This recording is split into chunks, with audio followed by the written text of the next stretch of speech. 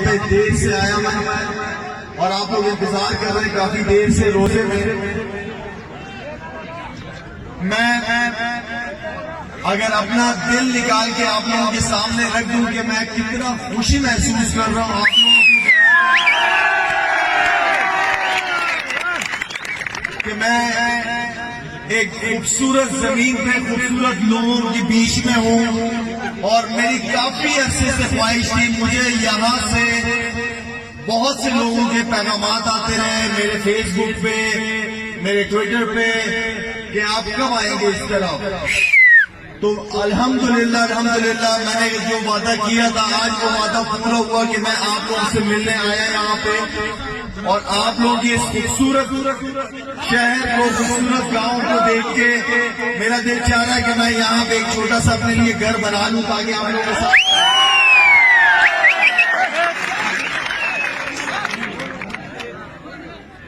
مجھے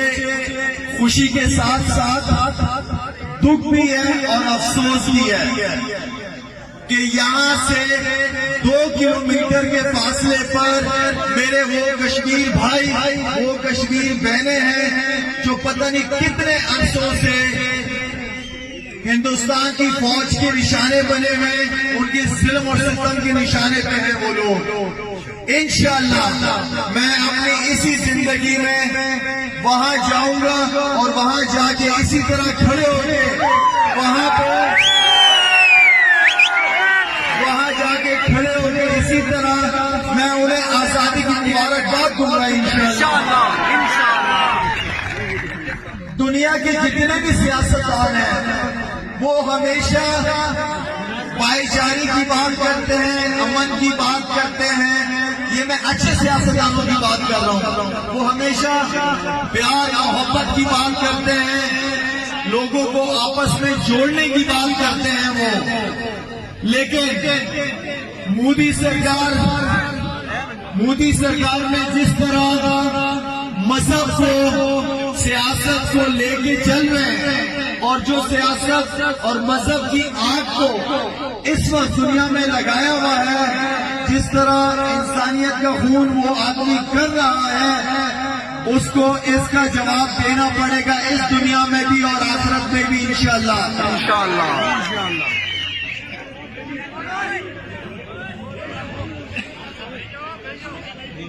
مودی صاحب کو ایک بات لازمی کہوں گا کہ اتنے چھوٹے سے کشمیر پہ انہوں نے 7 لاکھ فوج کھڑی کی ہوئی ہے کیا وہ اتنا بہادر آدمی ہے کہ ایک چھوٹے سے کشمیر پہ 7 لاکھ فوج اور یہ 7 لاکھ فوج تو ہمارے پورے پاکستان کی 7 لاکھ فوج ہے لیکن مودی صاحب ہماری پاکستان کی فوج تو 7 لاکھ ہے لیکن اس 7 لاکھ فوج کے پیچھے 22-23 کروڑ عوام وہ پیچھے کھڑی ہے ہماری پاک فوج نے جو قربانیاں دی ہیں چاہے وہ کوئی بھی صوبہ ہو کوئی بھی بارڈر ہو ان سب کو فوجی جوانوں کو میں سلوٹ کرتا ہوں اور خاص طور پہ جو یہاں پہ لوکل لوگ ہیں انہوں نے جس طرح 5 فوج کا ساتھ دیا ان سارے لوگوں کو میں سلوٹ پیش کرتا ہوں میرے خیال میں مودی صاحب یہ کرونا جو وبا ہے یہ تو ختم ہو جائے گی لیکن آپ کے دل و دماغ میں جو بیماری اس وقت مذہب کے حوالے سے اور مسلمانوں کے حوالے سے چل رہی ہے وہ بہت بڑی وبا ہے وہ دنیا کو پورے لپیٹے میں لے لے گی اور میری گزارش ہے آپ سے کہ آپ اپنے دل و دماغ کو صاف کر کے چلیں پاکستان حکومت نے ہمیشہ امن کی بات کی ہے آپ کے ساتھ آپ جو اپنے چوزے بھجواتے رہتے ہیں کبھی افغانستان کے ذریعے کبھی بلوچستان میں کبھی یہاں سے اور کبھی ہوا کے ذریعے چوزے بھجواتے ہیں ان کو ہم گراتے ہیں ان کو چائے پلاتے ہیں اور وہ یہ بتاتے ہیں کہ چائے بہت زبردستی پاکستان کی اور ہم آپ کے وہ چوزے آپ کو واپس بھجواتے ہیں کسی کے پریشر سے نہیں صرف ہم امن پسند قسم ہے ہم امن چاہتے ہیں. وہ دن بھی مجھے یاد ہے جب 22 سال کی حکومت تھی تو پاکستان اور انڈیا کے بارڈر کھلے ہوئے تھے. انڈیا کے لوگ پاکستان میں آتے تھے اور پاکستان کے لوگ انڈیا میں جاتے تھے. آپس میں ہمارے تعلقات بہت زبردست تھے. لیکن آپ جو آگ لگا رہے ہیں, مجھے یہ لگ رہا ہے کہ جو آگ آپ لگا رہے ہیں اس میں کہیں ہندوستان کے پڑھے لکھے عزت مند اچھے لوگ کہیں اس آگ میں نہ جل جائیں آپ کی وجہ سے. اور مودی صاحب, ایک اور بات میں آپ کو بتا دوں کہ ہمارے بڑوں نے آپ کے بڑوں کو پہلے ہی بتا چکے ہیں کہ آپ کے پاس ایک ملک ہے, ہمارے پاس بہت ملک ہے. مذہب کی لڑائی نہ لڑیں, پیار اور امن کی بات کرنے والے لوگ ہیں. ہم پیار سے بات کریں گے, پیار سے جواب دیں گے. اگر گولی سے کریں گے تو وہ جواب بھی ہمیں دینا آتا ہے. اللہ اکبر,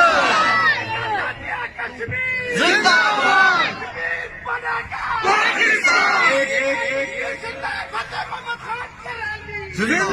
ایک سوال, روزہ تمہارا.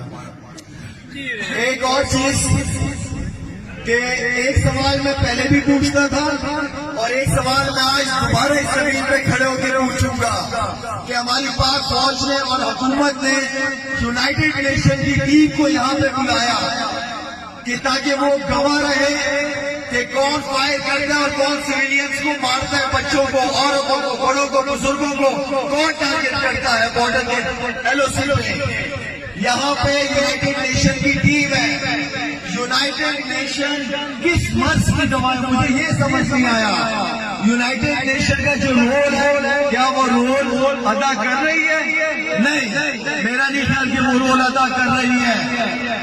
ہمیں یہ بھی پتا ہے یونائیٹڈ نیشن اور دنیا, باقی جو دنیا ہے ہمیں پتا ہے کہ ٹریڈ کے لیے انڈیا کی مارکیٹ بہت بڑی ہے. لیکن اپنی آنکھوں سے پردہ ہٹانا پڑے گا اور سچ بولنا پڑے گا. جو ہندوستان ظلم کر رہا ہے اس وقت ہمارے ساتھ, اور یہ ظلم زیادہ دیر نہیں چلے گی انشاءاللہ. وہ ہٹلر تھا جرمنی کا ہٹلر بھی تھا. جب ہٹلر مر گیا تو جرمنی کی قوم ساری زندگی بلکہ ابھی تک شرمندہ ہے اور معافی مانگتی ہے ساری دنیا سے. مودی صاحب, وہ دن نہ آ جائے کہ آپ کے جانے کے بعد پورا ہندوستان شرمندہ ہو اور پوری قوم سے آگ اور دنیا سے آگ نہ ملا سکے آپ کی وجہ سے. اس دن سے ڈرے آپ. میرا کشمیر سے تعلق کوئی ابھی کا تعلق نہیں ہے. میرا کشمیر سے تعلق بہت پرانا تعلق ہے. میں پہلے بھی بتا چکا ہوں کہ میرے دادا عبدالباقی صاحب کو یہاں کے وزیر اعظم نے غازی کشمیر کا لقب دیا. تو اس لیے یہ آگ میرے دل میں ہے اور یہ آگ میرے دل میں آخر تک رہے گی جب تک وہ لوگ آزاد نہیں ہوں گے انشاءاللہ. باقی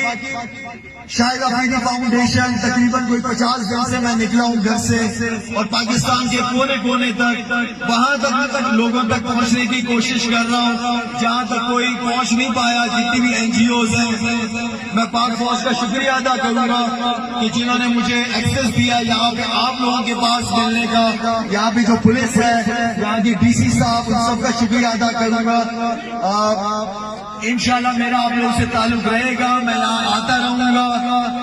ابھی انشاءاللہ کوٹلی سے جو میں آ رہا ہوں وہاں پہ کرکٹ گراؤنڈ کا مجھے پتا چلا کہ کرکٹ گراؤنڈ ہے, انشاءاللہ وہاں پہ ٹورنامنٹ چل رہا ہے اور میں یہاں پہ بچوں کے لیے اکیڈمی انشاءاللہ اکیڈمی جو فوج جو بنائی تھی انشاءاللہ اس کو رن کرنے کے لیے میں خود یہاں پہ آؤں گا اور بچوں کے لیے اس چیز کے لیے میں انشاءاللہ بچوں کے ساتھ کام کروں گا, لازمی آؤں گا, ٹائم دوں گا. اور ساتھ میں ایک اور ریکویسٹ ہے, جو حکومت کی انسٹرکشن ہے کورونا کے حوالے سے وہ پلیز اس چیز کا لازمی خیال رکھیں, اپنے ساتھ فاصلہ رکھیں, تھوڑا سا صفائی کا خیال رکھیں. پاکستان زندہ باد, پاک فوج